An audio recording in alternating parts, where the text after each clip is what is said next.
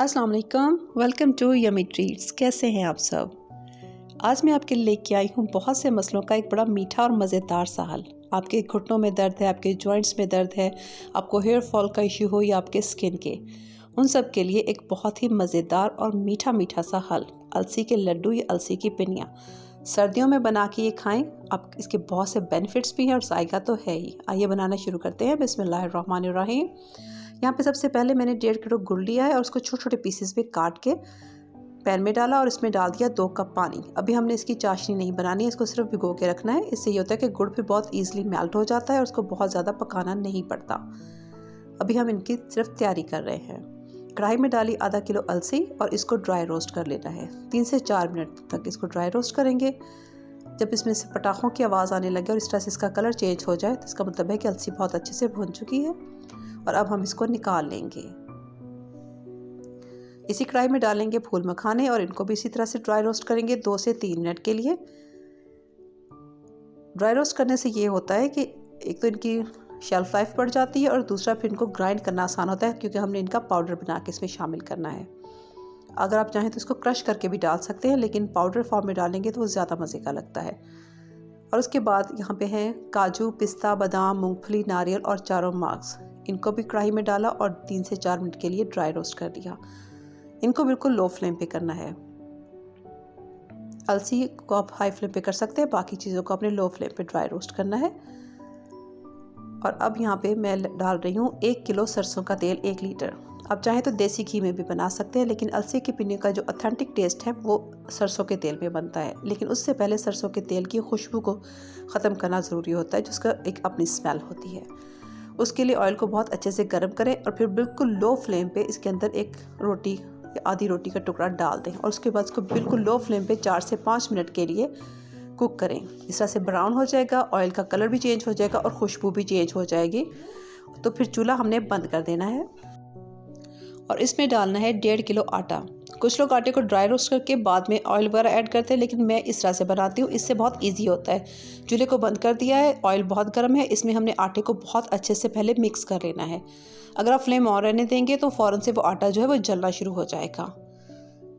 बहुत अच्छे से इसको मिक्स करना है। इसकी गुठलियाँ वगैरह जिस हद तक हो सके ख़त्म करनी है। बिल्कुल तो ख़त्म नहीं होंगी, लेकिन जिस हद तक हो सके ख़त्म करनी है। उसके बाद बिल्कुल लो फ्लेम पे बड़े ही सब्र के साथ, बड़े तहम्मुल के साथ इसको 15 मिनट तक बस हिलाते रहना है, हिलाते रहना है, हिलाते रहना, जब तक कि आपका कंधा ना हिल जाए तब तक।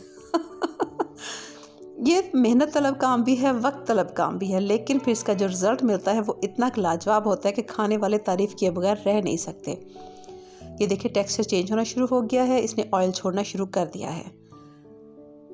इस तरह से बिल्कुल इसने जब ऑयल छोड़ देगा तो अब हम इसमें डाल देंगे वो जो हमने अलसी और बाकी नट्स को ग्राइंड किया था, वो पाउडर बना के रख लिया था, वो इसमें शामिल करेंगे और इसको अच्छे से मिक्स करके 4 से 5 इनको मज़ीद 4 से 5 मिनट के लिए भून लेना है। ये ऑप्शनल है, चाहे तो अब सब कुछ पहले से भुना हुआ, लेकिन मेरी आदत है मैं इसको दोबारा से बहुत अच्छे से भूनती हूँ। यहाँ पे मुझे लग रहा था कि कढ़ाई जो है वो छोटी है, क्योंकि अभी मैंने इसमें चाशनी भी शामिल करनी है। तो इनको पहले मैंने अच्छे से मिक्स किया और उसके बाद मैंने इसको एक बड़ी देगची में पलट लिया था। ये देखिए इस तरह का इसका टेक्सचर जो है वो हो चुका है, बहुत अच्छे से ये मिक्स हो चुका है, दोबारा से अच्छे से भुन चुका है और इस तरह से मैंने बड़ी कढ़ाई में शिफ्ट कर लिया। अब हम इसकी चाशनी बनाएंगे। इसकी चाशनी को कोई बहुत ज़्यादा पकाने की ज़रूरत नहीं होती है। गुड़ जो है वो काफ़ी हद तक मेल्ट हो चुका था क्योंकि हमने इसको पहले से भिगो के रख लिया है, ये देख रहे हैं आप। और अब जैसे इसको हल्की सी आंच हम लगाएंगे, हल्की सी हीट होगी तो ये बहुत ईजिली इसकी चाशनी बन जाएगी। खुशबू के लिए मैं इसमें डाल रही हूँ इलायची और सौंफ। वो इसमें इसलिए अलग से शामिल कर रही हूँ क्योंकि इससे हम स्ट्रेन कर देंगे तो ये निकल जाएगी, लेकिन सिर्फ इसकी खुशबू रह जाएगी अंदर। अगर आप चाहें तो इसको भी बाकी नट्स के साथ ड्राई रोस्ट करें और पीस लें, लेकिन मेरा बनाने का ये तरीका है। और हमने चाशनी को कोई 1 तार 2 तार की नहीं बनाना, बस सिर्फ गुड़ मेल्ट हो जाए गुड़ अच्छी तरह से और इसका हल्का सा एक मोती बनने लगे तब तक। ये मैं आपको अभी क्लोज से दिखाती हूँ। इस तरह से इसका हल्का सा बस मोती बनने लगे तो इसका मतलब है कि जो हमारी चाशनी है वो तैयार है। इस तरीके से चाशनी हमारी बन चुकी है और अब हम इसको छान के अपने आटे और नट्स के मिक्सचर में डाल देंगे।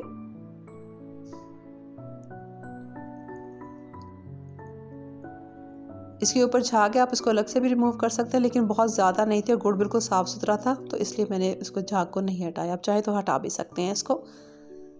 इसको इसमें डालने के बाद अब अपने 5 से 6 मिनट मुसलसल इसमें चम्मच चलाना है, वरना इसमें गुठलियाँ सी बन जाएंगी, ताकि आटा, नट्स और चाशनी जो है बहुत अच्छे से मिक्स हो जाए। आटा फूलना शुरू हो जाएगा। अभी आपको ये बिल्कुल लिक्विडी सा लग रहा है, लेकिन 4 से 5 मिनट में ये बिल्कुल ड्राई हो जाएगा। ये देख रहे हैं ड्राई होना शुरू हो चुका है और इस तरह का ये बिल्कुल ड्राई सा इसका टेक्सचर बन जाएगा।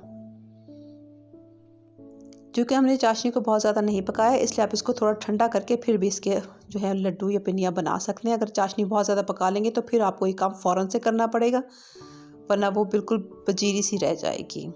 ये देखिए यहाँ पे ये अभी हल्का सा ठंडा हुआ है, बहुत ज़्यादा नहीं, हल्का सा ठंडा हुआ है। और इस तरह से अब मैं इसके छोटे छोटे साइज़ के लड्डू बना रही हूँ। आप अपनी मर्ज़ी से छोटा बड़ा हर तरह का साइज़ इसका रख सकते हैं।